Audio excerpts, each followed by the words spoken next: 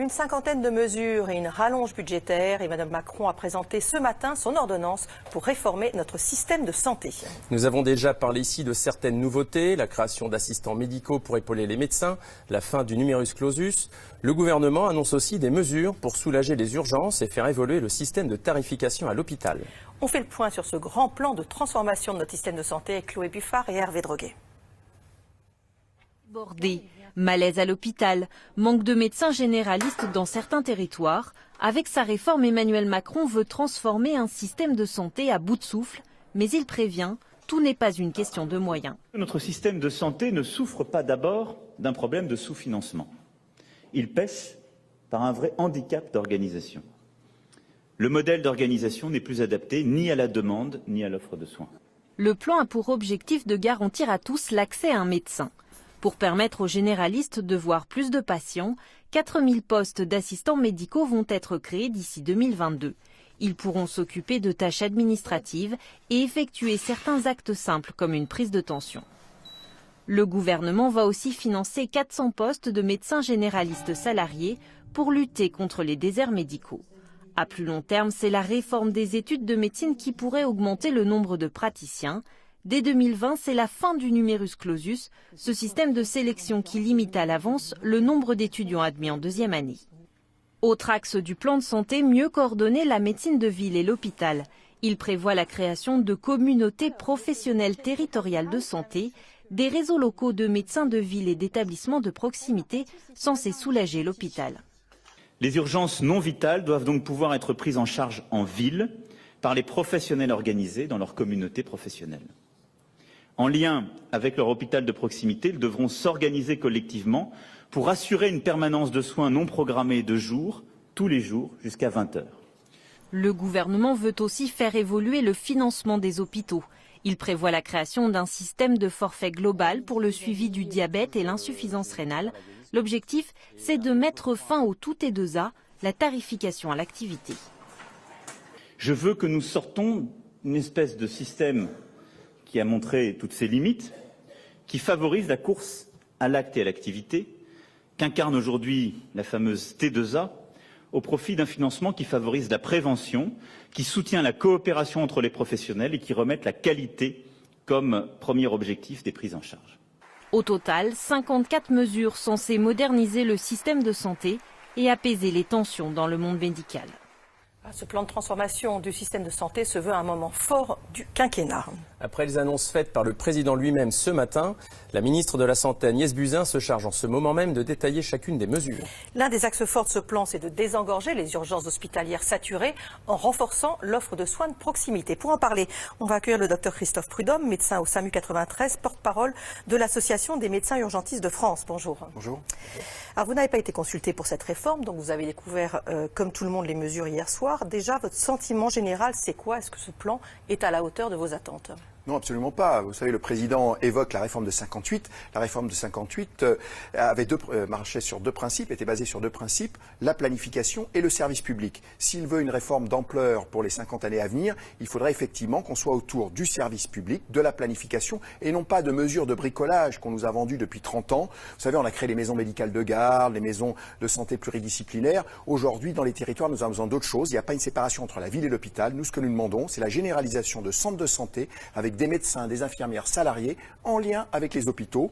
Et on peut avoir effectivement des postes mixtes salariés entre la ville et l'hôpital.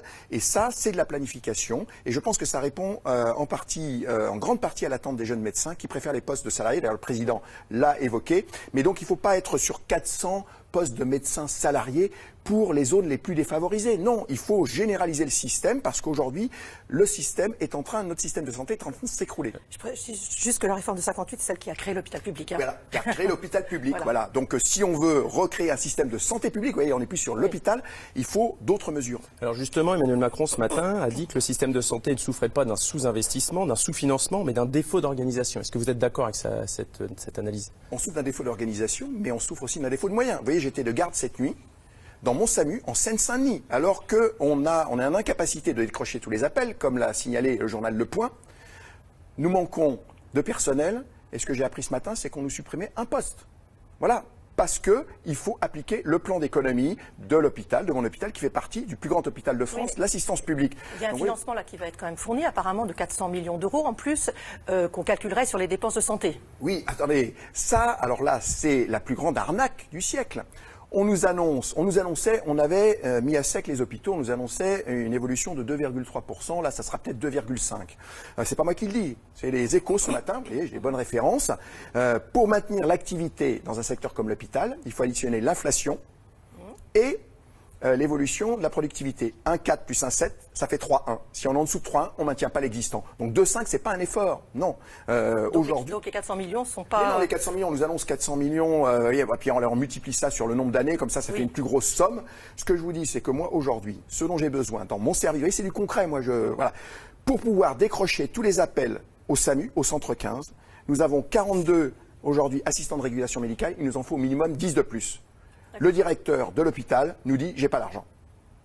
Alors pour aider un petit peu les urgences, qu'est-ce que vous pensez des communautés professionnelles territoriales de santé pour aider aussi la médecine de ville à prendre en charge une partie des urgences qui ne devraient pas finalement arriver aux urgences et donc alléger un petit peu le travail des urgences? Mais c'est ce qu'on a essayé de faire depuis des années. Et vous connaissez la démographie, enfin magazine de la santé, vous connaissez la démographie des généralistes. Généralistes urgentistes, nous sommes dans la même situation catastrophique. Donc oui, si on se réorganise autour de centres de santé avec un minimum. Vous voyez, si vous êtes dans un centre de santé et que vous avez l'infirmière qui peut faire la prise de sang, et les tubes sont envoyés à l'hôpital, effectivement, peut-être qu'un certain nombre de patients ne viendraient pas à l'hôpital. Parce que quand ils vont voir un médecin qui est même dans une maison de santé pluriprofessionnelle, s'il est obligé de prendre rendez-vous pour aller faire sa prise de sang, de prendre rendez-vous pour aller faire sa radio, il vient aux urgences, même s'il attend 6 heures, il y a tout sur place. Donc voilà, ça veut dire qu'il faut réorganiser. Il n'y a pas d'un côté la ville et l'hôpital. Il faut effectivement mettre en place dans les territoires un service public coordonné, simple, avec du personnel salarié. Ça sera, vous voyez, dans un département qui était en grande détresse, qui est la Saône-et-Loire, le président, les Républicains, vous voyez, c'est transparti aujourd'hui, a créé un centre de santé départemental et il n'a pas eu de problème pour embaucher des médecins.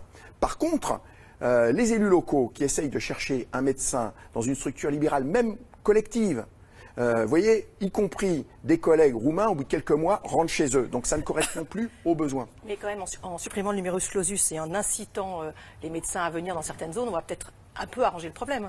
Oui, bien sûr, sauf que la suppression du numerus clausus, on ne nous a pas expliqué combien on allait former de médecins. Vous savez, il y a aussi quelle proportion entre les spécialistes et les généralistes. Je pense qu'on forme trop de spécialistes et pas assez de généralistes pour la ville et l'hôpital. Et puis, comment va-t-on sélectionner? Si on sélectionne par défaut, vous voyez, on nous explique qu'on va supprimer l'entrée directe par concours dans les écoles d'infirmières et qu'il faudra passer par Parcoursup. On a vu que Parcoursup, c'était pas très simple. Si effectivement, on a une hiérarchie entre les professions et que par défaut, les gens qui ne pourront pas faire médecine, de toute façon, au bout de 2 ou 3 ans, vont vers les écoles d'infirmières ou vos d'autres formations par défaut, on n'aura pas d'amélioration. Alors, il y a sur le constat, il y a des choses intéressantes sur le numerus clausus, effectivement. Sélectionner uniquement des gens qui ont le bac S, mention bien ou très bien, pour remettre des sciences humaines. Mais pour ça, vous voyez, on aurait été intéressé, dans un certain nombre de pays, on crée des universités de santé. Vous voyez, Sherbrooke, Maastricht, on cite souvent des exemples étrangers, mais là, on nous fait des effets d'annonce et il n'y a pas de contenu derrière. Vous voyez, ça pose problème. C'est-à-dire qu'on ne peut pas être sur 50 mesures avec un problème de financement. On aurait préféré qu'on nous donne des axes et qu'on travaille sur ces axes avec un objectif. Pour moi, l'objectif, c'est l'offre de soins dans les territoires et avec la médecine de ville et l'hôpital qui travaillent de concert et que tout le monde soit salarié. Ça sera beaucoup plus simple, ça simplifiera les choses. Et vous savez, quand vous avez les personnels de santé salariés, il n'y a pas de problème sur le dossier médical partagé. On travaille avec le même outil informatique entre la ville et l'hôpital. Il n'y a pas de problème au niveau du paiement. Vous donnez votre carte vitale et il y a le personnel administratif qui sait gérer ça. Vous savez, pour un hôpital aujourd'hui, économiquement, gérer quelques centres de santé pour un directeur d'hôpital, même à effectif constant au niveau de son administration, il sait faire. Donc ce n'est pas la peine de créer des emplois supplémentaires comme c'est proposé pour la médecine de ville. Merci beaucoup d'être venu. Merci beaucoup. Merci.